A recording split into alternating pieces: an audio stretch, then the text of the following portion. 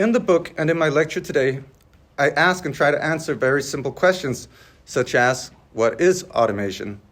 And how is it relevant to the study of culture and art? So let's begin by a dictionary definition of the term automation. If we look in the Oxford English Dictionary, it's defined as, quote, the action or process of introducing automatic equipment or devices into a manufacturing or other process or facility. This definition conjures up images of nondescript factories and giant car plants packed with semi or fully automated machinery and swirling robotic arms.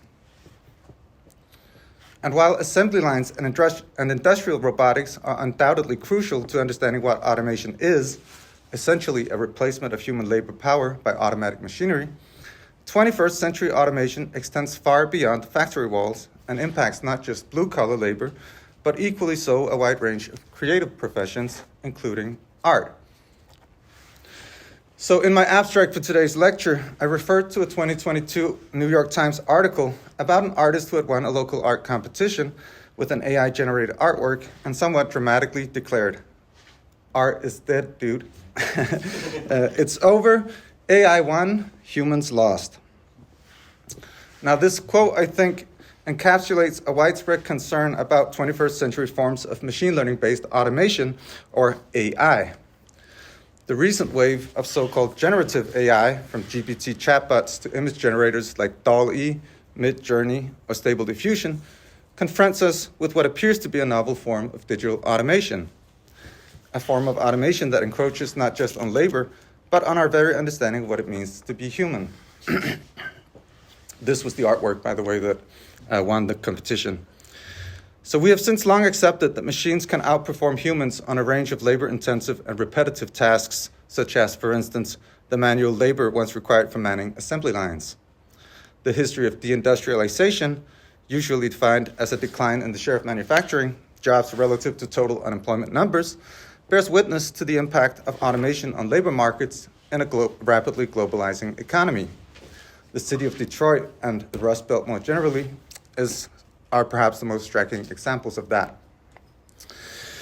But while we readily accept that machines can replace human labor power, there's more resistance to the idea that machines can think. And yet, it is evident that computers can solve complex math problems, write student essays, and even compose music. So have humans finally lost? Or are we, as Silicon Valley would like us to believe, on the verge of a fully automated society in which machines and humans live together in peaceful harmony? In other words, are we with or against technological progress? Are we entrepreneurs of our own human destiny, or are we hopelessly backwards Luddites? Are we winning, or have we already lost? These are some of the questions that I grapple with in my book, and I suggest that the only thing we've really lost is perhaps our ability to historicize. The automation hype today is by no means a new phenomenon. In the book, The Future of Work, economic historian Aaron Benanav notes that the current AI or automation discourse simply repeats previous historical patterns of hyperbole. One can trace visions of a fully automated society all the way back to the origins of industrial capitalism, if not before, where authors like Charles Babbage and Andrew Uwa inspired Karl Marx to think through the socio-economic consequences of self-acting or automatic machinery. Benanav's contribution to historicizing automation lies in the fact that he maps these imaginaries onto the cyclical developments of capitalist society, and more specifically to structural changes in the composition of capital accumulation. The cyclically recurring automation hype across mass media, think tanks, and in academia may, according to Benanav, have less to do with technological innovation per se, and more to do with the overarching socio-economic tendencies that overdetermine technological change.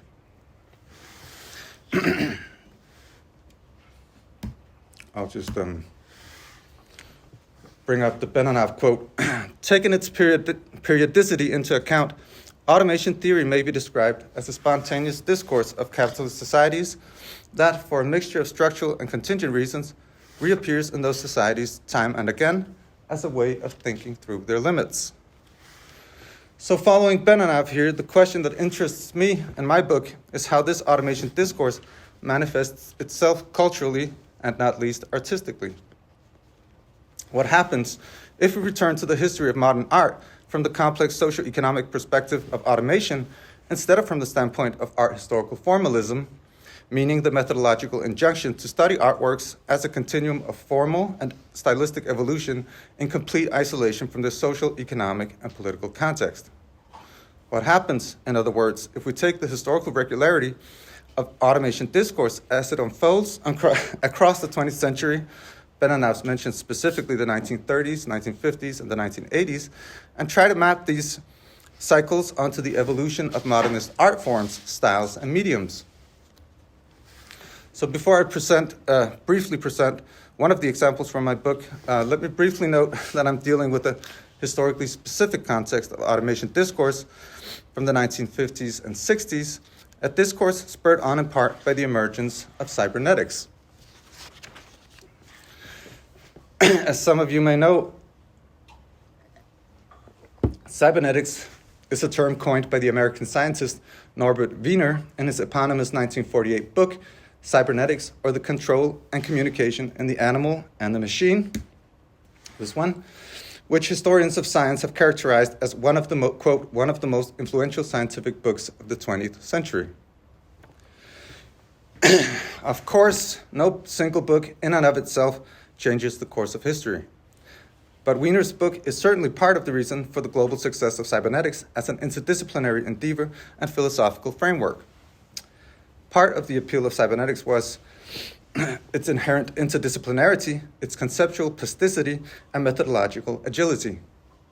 With surprising efficacy, cybernetics transgressed the boundaries of the cybernetics community in which it originated at the MIT laboratories in Boston, where Wiener worked at the time, and it quickly evolved into the defining technoscientific idiom of the day, shaping not only the natural sciences, but also, and to an increasing degree, the social sciences and the humanities in post-war America. In his impressive study of cybernetics, Bernard Geoghegan explains how scientific material instruments and techniques morphed into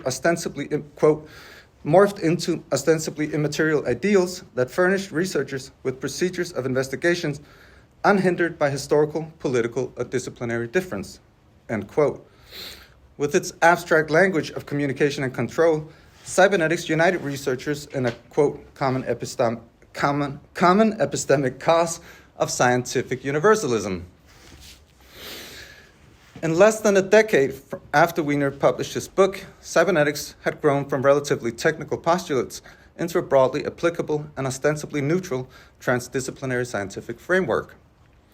As the subtitle of Wiener's book suggests, one of the critical philosophical assumptions animating cybernetic thought was the behavioristic perspective, meaning that the sciences should methodically bracket all external factors and focus on the essential, the course of action or movement common to all beings, living or mechanical.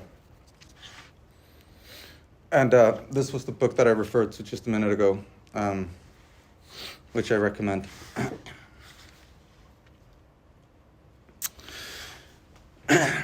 So in a proto-cybernetic paper from 1943 titled Behavior, Purpose, and Teleology, Wiener and his co-authors explained that from the purely scientific viewpoint, there are no meaningful distinctions to be made between man, animal, and machine. Moreover, they argued that the idea of a Newtonian clockwork universe where every action follows upon the other in linear temporal succession was outdated, as it could not accommodate what they referred to as circular causality. Simply put, the concept of circular causality makes possible interpretations of actions in time that are non-deterministic yet teleological, that is to say, actions that are purposeful but not causally predetermined and hence open-ended in terms of finality. For such a proto-cybernetic frame of thought, any action in time and space with a delimited purpose can have its course of action calibrated in real time, whether it is a human lifting her arm to drink from a cup, a cat chasing a mouse, or a radar-guided missile pursuing its target. What becomes critical is foreseeing the expected, that is to say, statistically calculated, trajectory of a target and acting on this knowledge. The idea of circular causality and the notion of feedback that it gave rise to is at the heart of Wiener's conception of cybernetics and partly explains its interdisciplinary appeal to post-war scientists, philosophers, and intellectuals. Interestingly, Wiener extrapolated many of his core cybernetic ideas from his work on anti-aircraft equipment that he helped develop and refine during the Second World War. From his work with the military, Wiener noticed that his ideas had a near universal scope and might help understand much more complex patterns of behavior than that of an enemy missile or plane. As historian of science Peter Gallison explains, Wiener's attention focused increasingly on the problem of destroying enemy airplanes. His efforts at computation and anti-aircraft fire coalesced in a remarkably ambitious calculating device that he called the anti-aircraft AA predictor, designed to characterize an enemy pilot's zigzagging flight, anticipate its future position, and launch an anti-aircraft shell to down his plane. Step by step, Wiener came to include the vast array of human proprioceptive and electrophysiological feedback systems. The model then expanded to become a new science known after the war as cybernetics. Finally, the AA predictor, along with its associated engineering notions of feedback systems and black boxes, became, for Wiener, the model for a cybernetic understanding of the universe itself. So because cybernetics offered a new way of understanding and modeling complex systemic or network behavior patterns, it soon developed into one of the most encompassing philosophical theories available. Even if cybernetics could not explain everything about the universe, its interdisciplinary nature helped bridge the perceived divide between what C.P. Snow famously called the two cultures. A key institutional nexus for popularizing cybernetic ideas was the Macy Conferences from 1946 to 1953, which brought together engineers, mathematicians, physiologists, neurologists, anthropologists, sociologists, ethnologists, and many more. Mostly men, though.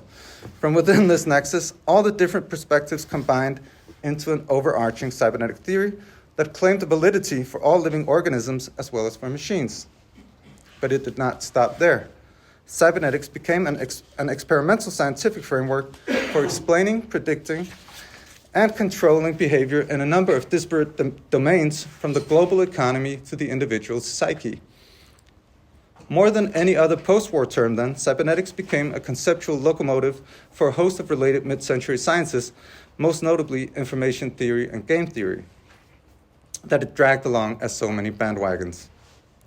The enormous discursive efficacy of this science of everything is particularly visible in system-oriented approaches of the 1950s and 60s, and in structuralism and post-structuralism, of course.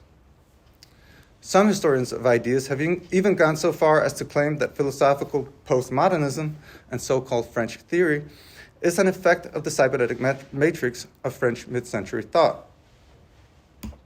Here's an example of that, Céline Lafontaine.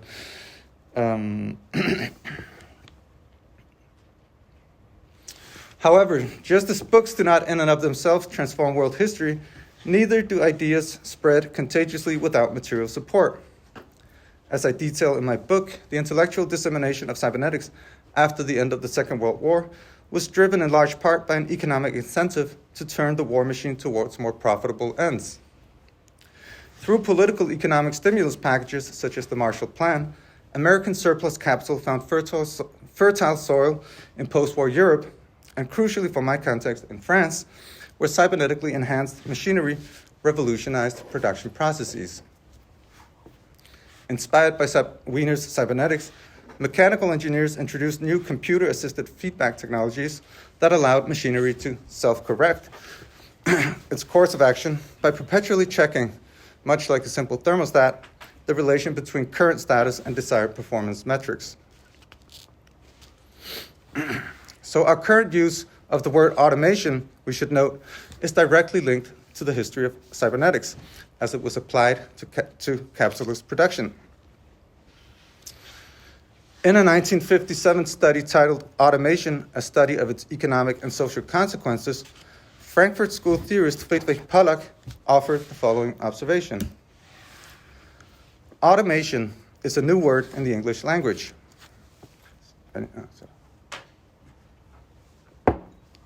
It originated in the United States and has recently been used widely, but has not yet found its way into the current books of reference. The word has various synonyms such as cybernetics, automatic control, control engineering, automatization, and many more. It appears, however, that automation is now ousting the other words as an expression denoting a technical development which is replacing human labor by machinery in factories and workshops in a way that would have been thought impossible only 10 years ago. So the distinguishing feature between an age of simple mechanization and what Pollack calls the age of automation is cybernetics, understood generically as the possibility of machines controlling themselves and other machines. Such control was made possible by computer-assisted techniques of self-calibration, popularly known as electronic feedback mechanisms. And Pollack again. It's necessary to differentiate clearly between production with the aid of automatons, for example, automatic machines such as automatic looms, which are constructed on mechanical principles, and the entirely new methods of cybernetic production we have just described. It might be said that the age of automatons precedes the age of automation.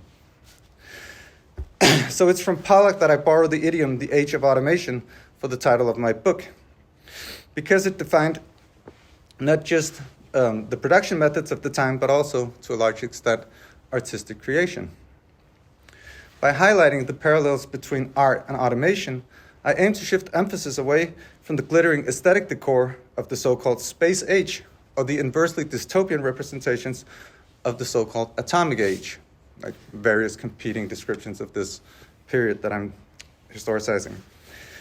So my reframing of the European post-war moment in art shows how artists gestured towards an emerging techno-scientific paradigm undergirded by capital flows, while obsessing over the meaning and consequences of the then newly minted term automation. Historian of technology David Noble notes in his important book, Forces of Production, A Social History of Automation, that the term automation was coined specifically in 1947 by Ford engineering executive Del Harder to describe the efforts within the then secretive Ford Automation Department. His goal was to reduce production costs by getting factory equipment and human labor power to operate in cybernetic harmony. Over the course of the 1950s and 60s, as cybernetics became a widely known and applied science, the term automation started acquiring connotations of cutting-edge science and technology in the mass media. As I show in my book, the 1950s saw a marked change in the representations of automation, from the dirty, noisy, rough and tumble of the factory floor into the antiseptic space resembling a scientific lab, in the words of Jason Smith. So here's an example of the kind of representations of automation that I analyze in the book. And as you can see, the worker is now sort of an anomaly, right? Someone wearing a white shirt, not exactly what you would, not exactly the kind of blue-collar laborer that we're used to seeing from the 1930s, for instance. All right. So automation is not merely a technological phenomenon, but equally so a socially cultural problematic, a cybernetically inflicted imaginary of science, technology, and progress that came to define the intellectual and artistic horizon of the 1950s and 60s. My book zooms in on the Situationist International and how they responded to the then emerging twin phenomena of cybernetics and automation in ways that both set them apart from and aligned them with competing artistic tendencies of that time. Although the Situationists considered themselves anti-capitalist renegades who rejected most modern art as a bourgeois pastime, there are ways in which their aesthetics and ideas came eerily close to the modernist artists they opposed. Consider, for instance, these two images. On the left, Monument for Reconstruction, a now destroyed public sculpture by the Dutch artist Constant Anton Nieuwenhuis, and on the right, CISP 0 by the French-Hungarian artist Nicolas Schiffer.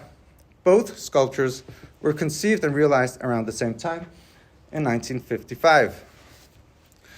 The similarity between them is striking, not only in style or choice of artistic materials, but also in the underlying artistic vision. We know this because the two works coincide with Schiffer and Constant's co-founding, along with like-minded minds, the group Neo Vision, which promoted a distinct cybernetic vision of art as capable of transgressing the strictures of the self-enclosed modernist art object. Situated at the crossroads between art, architecture, and urbanism, Schiffer and Constant, who had both previously been painters, came to see sculpture as more integrally part of the environment, and thus a more suitable medium through which to explore the exigencies of post-war urbanization and modernization. In their choice of technical procedures and materials, sharp-angled stainless steel, aluminum and plexiglass plates, but most importantly, space itself, these two neo-constructivist sculptures are clearly poised toward the same horizon of expectation.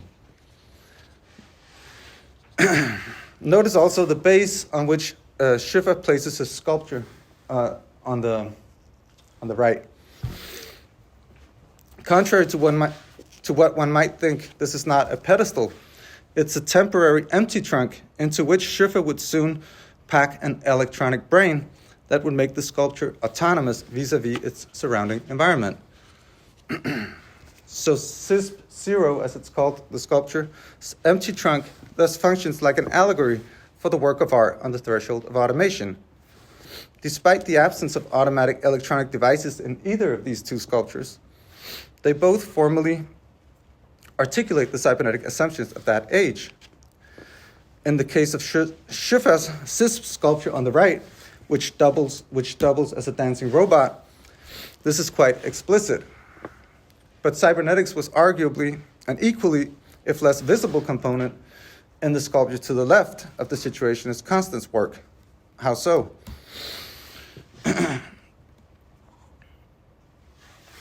As architect Mark Wickley reminds us, when we look at modern art or architecture, there's a tendency to isolate material elements, formal composition, or style, instead of focusing on the way that artists conceived of empty space itself as a new artistic material in its own right. I'll just read this quote. The effects of electronics on space, like that of 19th century techniques of steel and glass construction that mobilized modern architecture, was understood by the next generation of architects to be a new kind of freedom, a new kind of lightness. Most of the idyllic images of experimental architecture were underpinned by electronics, even in the work of those who never addressed the subject. The absence of many traditional architectural elements in the images is made possible by the fantasized structural possibilities of the new electronic technology. The only hint of computer presence is often the absence of familiar elements in the spaces. This has made it easy for subsequent generations of architects, and we might add art historians, to respond to the forms rather than the electronics that was understood to make those forms possible. So we know from the historical context that cybernetics significantly inspired both Constant's and Schiffer's sculptures. However, the visual similarity between their work betrays an ideological discrepancy that would eventually place the two friends in opposite camps. Schiffer, for his part, developed his sculptures alongside his master project of a cybernetic city, which in one phallic form or another would preoccupy the artist for the next decades. His cybernetic ambitions were megalomanic. At the heart of his plans stood an unrealized cybernetic tower in Paris's financial district La Défense, which would have dwarfed even the Eiffel Tower. But the only adequate response to rapid urbanization, this artist believed, was a complete restructuring of traffic flows and city logistics according to the new cybernetic principles of communication and control. Schiffer wanted his art, in other words, to respond constructively to its time. He maintained consistently that the artist should take on a new role as public innovator, supported, if necessary, by big capital, state, and industry. Constant, in turn, drifted off to test his cybernetic ideas in an explicitly anti-reformist revolutionary avant-garde setting, that of the Situationist International. Today, Constant is first and foremost known as a founding member of the Situationist International and for conjuring up New Babylon, one of the most imaginative and enduring visions of the urban visions of the 20th century. Whereas Schoeffer readily accepted the term sculpture for his work, Constant's work for New Babylon consisted of, quote, scale models, not sculptures, as he stated in a 1999 interview. His many scale models, drawings, maquettes, found objects, reliefs, maps, and other creations, which you see some of them here, from the mid-1950s onwards, were not conceived as artworks or even as architectural renderings. To Constant's mind, they were material approximations to the Situationist program called unitary urbanism, which aimed at nothing less than the overthrowing of capitalist society and the constant making and remaking of urban space to accommodate a more adventurous life, a life of playfulness, contingency, and chance encounters. So in Constant's work and the Situationist discourse on unitary urbanism more broadly, there's hardly any mention of cybernetics nor any visible trace of electronics of any kind. And yet, it is rather apparent that the envisioned Situationist city, like most other urban imaginaries at the time, was premised precisely on the, quote, fantasized structural possibilities of a new electronic technology. So the case study of Constant and Schoeffer forms part of chapter 2 in my book, and it serves as an illustration of the divergent paths artists took in response to the cybernetic hypothesis of the mid-20th century, a hypothesis that alternated schizophrenically between boundless vistas of unhindered communication and its opposite, total technocratic surveillance and control. Constant's unitary urbanism envisioned a revolutionary urban future premised on free play rather than on mindless wage labor, whereas Schoeffer's ambitious cybernetic city sought a response within the existing capitalist framework. At a first glance, an artist like Constant is almost indistinguishable from someone like Schoeffer. But his situationist response to cybernetics and the problem of automation was unique insofar as it wrestled with technological progress in gestures that were paradoxically both with and against, but always explicitly anti-capitalist and decidedly revolutionary. So as we navigate the cybernetic canvas of the mid-20th century, it becomes clear that the discourse of automation, as economically historicized by Aaron Benanav, is not merely a technological phenomenon, but equally so a social-cultural problem. Automation, considered as a cultural phenomenon, is rooted in a discourse deeply embedded in the fabric of capitalist societies, recurring cyclically as a way of grappling with the socio-economic shifts that accompany technological change. Putting art and automation into dialogue, as I suggest, prompts us to reconsider not only an increasingly hyperbolic discourse, but also the evolving role of the artist in the face of technological advancements. A lot has changed since the cybernetic heyday of the 1950s, but the specter of automation continues to haunt the 21st century in different forms that will likely shape the arts and aesthetics in similarly profound ways as it did in the 1950s and 60s. Since the 1960s, decades of heavily state-subsidized American research into achieving solid-state semiconductors, which is a precondition for advanced microelectronic processing or computing, have paved the way for Silicon Valley's hegemony in the race for global tech dominance and set the scene for the current breakthroughs we're seeing in machine learning-based forms of automation. So-called generative AI, for instance, confronts us with a new form of automation that transcends the world of work as we traditionally think of it. As the German contemporary artist Hito Steyl notes, quote, many digital and administrative white-collar laborers are threatened by machine learning-based automation. Among them, in no particular order, programmers, PR professionals, web designers, and bookkeepers. And we could add academics, artists, and so on to that list. While automation today arguably still relies on the same basic principles of communication and control, pioneered and theorized by cyberneticists like Norbert Wiener, Gregory Bateson, and Margaret Mead, the systemic feedback processes now take place on the subatomic level and within almost infinitely more complex integrated circuits. One new feature of contemporary forms of automation, then, is the ability for machines to see things. Unlike the early cybernetic machines of the 1950s, most famously perhaps Walter Gray's cybernetic tortoise, that would use inbuilt light sensors, to steer clear of obstacles in its path. Machine vision today does not just register the presence of nondescript objects, but can also identify, classify, and recognize these objects, predict future possible movement trajectories, and visualize alternative object-oriented scenarios across time and space. While science fiction writers and tech journalists often marvel at self-driving cars, dancing robots, or autonomous killer drones, the real advances in automation are premised less on the actual robo-eyes than on the data crunching that goes on in real time behind the scenes. The real advances in automation have to do with the broader turn in the mathematics undergirding AI and machine learning models, where probabilistic analysis has now become central. 21st century automation is distinct from previous forms of automation, not only in terms of speed and computing power, but also in the paradigm shift from causal thinking to what we may call circular causality, or forms of correlational and statistical thinking.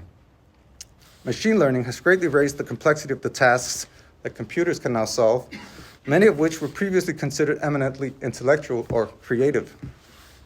Whereas automation in the 20th century affected huge swaths of the industrial working classes and disproportionately impacted Black and minority labor, today's automation appears to equally target white-collar workers, professional creatives, and even artists. Whether or not there's reason for concern that humans lost, machine learning, AI, and the automation discourse associated with it seems to have definitively crossed the threshold from the work of art to the world of work to the art world. Contemporary artists and curators, theorists, are exploring the artistic limits and aesthetic potentials of AI beta models in labs, studios, and galleries. Meanwhile, scholars and cultural critics are analyzing and thinking with and against the current of late capitalist progress. In short, 21st century automation has raised a new set of scholarly problems, challenges, and perspectives that resonate across the fields of arts, culture, and aesthetics, and has arguably become one of the defining features of cultural theory in the 2010s and 2020s. Art critic and cultural theorist Hal Foster, for instance, took stock of the consequences of US-led drone warfare and described how AI-assisted machinic ways of seeing, surveying, targeting, and killing led to the gradual automation not only of labor and war, but also of seeing and imaging. The technological turn in contemporary art, as he calls it, thus indexes a culture in which, quote, the vast majority of images are produced by machines for other machines, and is hence a condition of late capitalist visual culture at large. Scholars are increasingly orienting themselves toward questions related to 21st century automation, such as the changing ontology of images, machinic visual culture, non-human photography, operational images, negative optics, and mean images, all different terms in an ongoing attempt to critically analyze our present moment and come to terms with what we might term the automation of visuality. 21st century is not just a question of discrete technological advances, but equally so a question of deeply rooted social imaginaries of how automatic machinery transforms everyday life, labor, art, leisure, and warfare. In parallel with the increased attention to automation in the media, a new generation of interdisciplinary scholars have started questioning culturally dominant representations of AI, expanding our mental maps to include its material infrastructures, extractive practices, and forms of labor exploitation, its techniques of labor surveillance and discipline, invisible microwork, social domination, and political economic power, all embedded into these new technologies. The history of the Situationist International, I think, is a repository of artistic forms of analysis and creative resistance to capitalist imaginaries of technological progress and modernization. As such, the history of the last avant-garde, as they're sometimes referred to, also provides an effective antidote to the dangerous and murderous tendency to use technology as an imagined yardstick to measure civilizational progress. Thanks.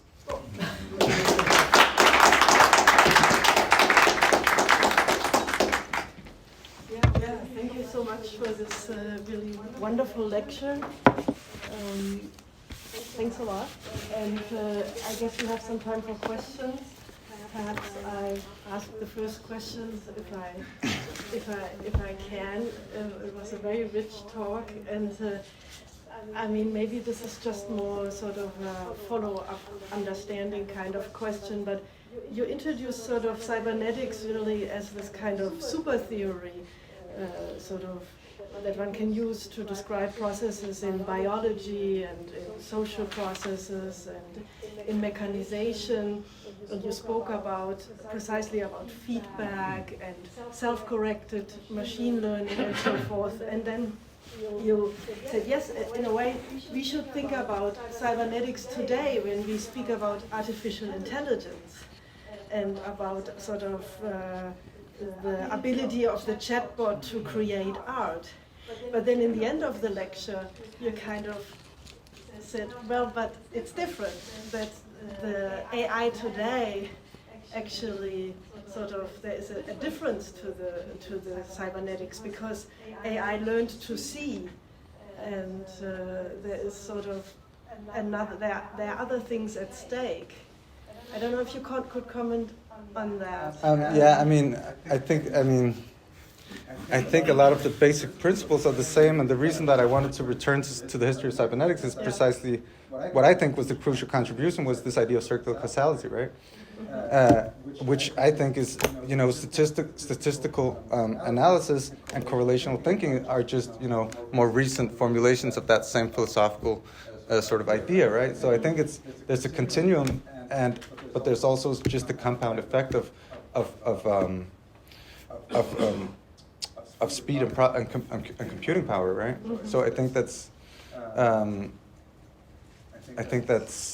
that the recent advances are, direct consequences of this shift in the 1950s, and that it's more a question of a compound effect of the same kind of like technologies being refined and mm-hmm. Yeah, mm-hmm. I would say yeah. Yeah, okay. Yes, Dominique? Oh, thanks for a wonderful. Is this on? Well, thanks for a great talk. I guess my question's kind of related to the last one, but maybe not. Have you ever thought about cybernetics in the context of Gaia theory? I mean, I'm thinking about, in many ways, there are parallels, right, with feedback mechanisms in a way to understand the interactions between global, even larger processes than that. Of course, cybernetics is something that's rooted in mechanics and engineering, and something that practical come out of it. And Gaia theory is more sort of a philosophical way of thinking about connections on a global scale. But in many ways, I think there are a lot of parallels there. I don't know if you ever thought about that or would like to comment on it. I don't know if I've given Gaia theory specifically a lot of thought, but there were definitely strands of cybernetic thinking that fed into the sort of 70s ecological philosophy, for instance. And someone like Bruno Latour, I think, is very much, his intellectual trajectory very much reflects the sort of path from cybernetics through to ecology. And I think I'm no expert on his work, but I believe he also speaks about Gaia. So I definitely see some kind of continuity there. Yeah. Okay, there's a question by Sune, and then this person. Thanks, Dominique. That was really, really interesting, and a lot of stuff to grapple with. And I'll try to see if I can formulate a question, but I'm not sure I can, but I'll try. So one of the really intriguing things about your approach is to, of course, understand like the material conditions and using your Marxist theorizing to do that. I think that works really well.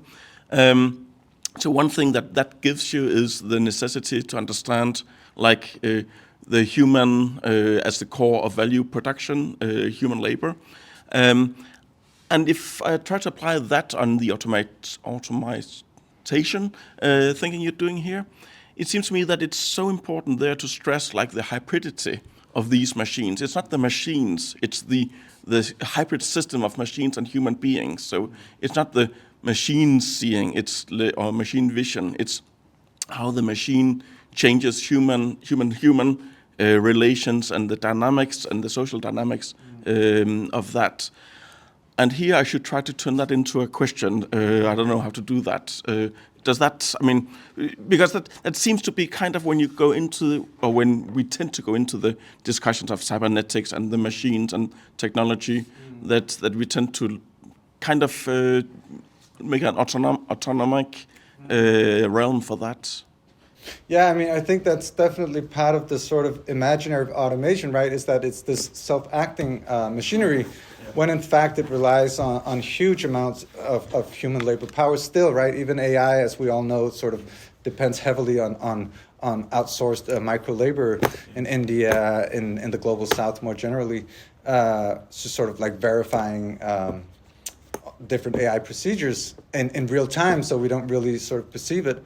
There's a great book called Ghost Work, which came out like 4 or 5 years ago, which really sort of details this development. And but I think that, I mean, that's kind of what part of what I'm trying to critique here, and part of what I think the Situationists contributed with was always sort of trying to embed the fantasy of technological progress within the social relations of production, right? And sort of say how, you know, when you introduce new automatic equipment into a factory, you don't just change the technology, you also change the way that humans interact with the machinery, right? And the way that they're kind of robbed of their own creative powers and sort of turned into cogs in the machines, right? There's another Yeah. question. So, and then Yeah, thank you for an interesting talk on a very interesting topic. Just to follow up on Don's observation, that there's certainly a legacy of cybernetics in complexity theory, in terms of rethinking the ecosystem and Gaia as open systems of recursivity, etc., non-determinist theory. So from Edgar Morin and others. So your point is very well taken. My question is, or it's just a reflection. You started out by saying, well, maybe there's nothing new, not so much new under the sun, because it's more like an ahistorical reflection. This changes everything, etc. And it's kind of coming back to the initial question from Catherine. Well, you still concluded on a kind of an open-ended sort of well, maybe it does, or we don't know yet. I just wanted to ask you whether, okay, so obviously it's not the first time in history that the technological innovation has altered sort of our cultural observations and institutional formation in society. The printing as a technology, it's often culture in the age of reproduction, Walter Benjamin, etc. So there are certainly sort of historical similarities. However, there's a degree of, or what's your take on the question of agency? Because this is also a part of the sort of the introduction of agency into sort of open systems, which is again part of the cybernetics and the ensuing complexity theory. And it seems to me that there's a degree of agency at stake here, which may not be exactly the same as in prior technological advances. But maybe I'm wrong, because I'm not an expert. No, I'm sure you're right. I mean, I do think, though, that one of the basic sort of kind of ideas that people typically associate with Marxism, but which is really sort of a Hegelian idea, right? This idea of alienation, that of course machinery acquires agency, right, or what would appear as agency, but in reality it's the sort of alienated form of human creative powers materially sort of translated, right? So I think that part of the fantasy of technology has always been that, I mean, from the very sort of early days of thinking about automatons and so on, has always sort of been the idea of something acquiring a mind and a life of its own, right? Being self-acting. And I think that regardless of the sophistication of recent technologies, this relies on a basic sort of misunderstanding of how technology is produced. and made and what it's capable of, right? It's still basically just crunching numbers at an incredible speed and correlating statistics, right? So I mean, that appears to us, like ChatGPT appears to us to have a mind of its own, but what it does is just sort of parroting existing databases of text and output, right? That's essentially human-made. So I mean, I think that we should really sort of keep that in mind always when we look at how Silicon Valley is marketing the most recent gadget and app. And I'm not trying to deny that AI will most definitely, just as cybernetics and automation did in the 1950s, will most definitely change society, perhaps even in ways we can't imagine. But to sort of state that and then to sort of extrapolate into it having a mind of its own and so on, I think is sort of would be a Mind and agency are not the same thing. true. No, yeah, okay. Now we're getting into yeah. Perhaps you could keep them short and Yeah. we take these two and close, and then we can talk to you also Yeah. later. But I think So cybernetics is a very interesting case because it's a research program that actually dissolved into other research programs. We do not have cybernetics departments anymore. Like by the 80s, this program has fertilized other places and then it disappeared. So it was maybe competitive with AI, the AI program in the beginning, but then many of the ideas of the feedback loops went into reinforcement learning and then it disappears. And it seems that the same thing happened in the arts. And now the way that AI, we use it today, it seems like it starts to have a direct impact to how we do art because it can produce images. So coming back a little bit to what Catherine said, so it seems that there is a sort of paradox there, right? So in the beginning you had this very fertile program that kind of dissolved into many, many different places, and now the way that AI is developing is kind of really changing the way that we do art. Do you have any reflections on cybernetics as a research program, and and like how and this distinction how like art can be influenced by ideas or by actual tools that produce competitive art to what humans do? Yeah, I mean, those are good questions and very difficult to answer. But I think that in terms of cybernetics, I think that it was defeated by its own success, right? Like at some point, everybody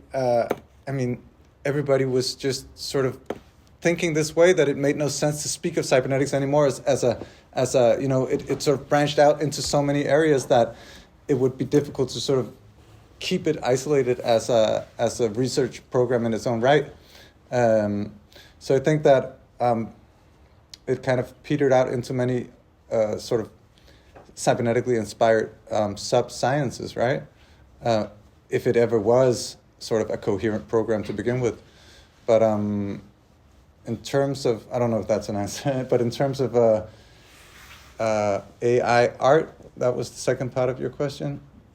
Yeah. but maybe we take the last question and then we... Okay, okay.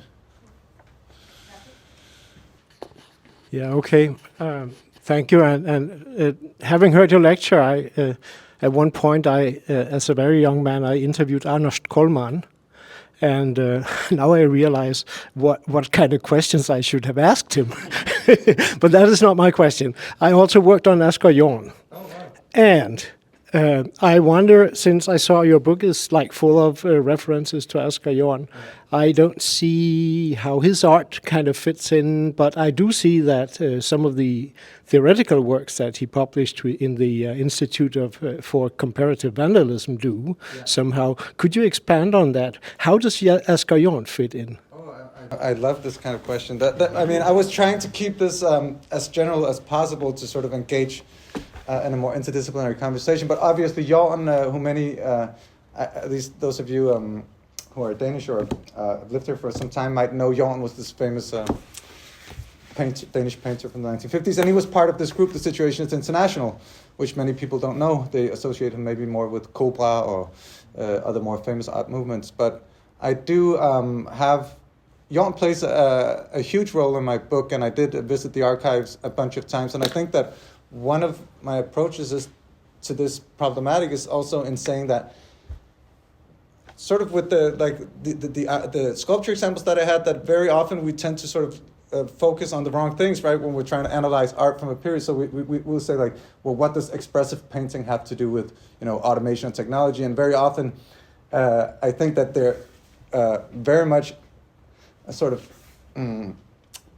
about exactly what's not there. So, for instance, ceramics had a huge renaissance in the 1950s, I think for a very particular reason, because people felt that they were becoming alienated from sort of manual labor, right? So I think that ceramics, sort of spontaneous expressionist painting, all of these very tactile, colorful art forms and mediums, sort of, I think that part of their sort of rise and fall during art history can be mapped onto some of these, to the history of technology, for instance. So that's kind of like my take on Jorn, because I know that in his theory, as you say, I mean, Jorn, as I analyzed in the book, he wrote tons on automation, and that was a huge recurring problem for him in his theoretical body of work, right? But not so evident in his art at a first glance. Looks like a contradiction. But maybe Yeah. it's an idea to continue this. Of course, yeah. I mean, discussion about Asger Jørgen over lunch. And well, Dominique, thank you so much for this lecture. It was really a pleasure to have you here. So thank you.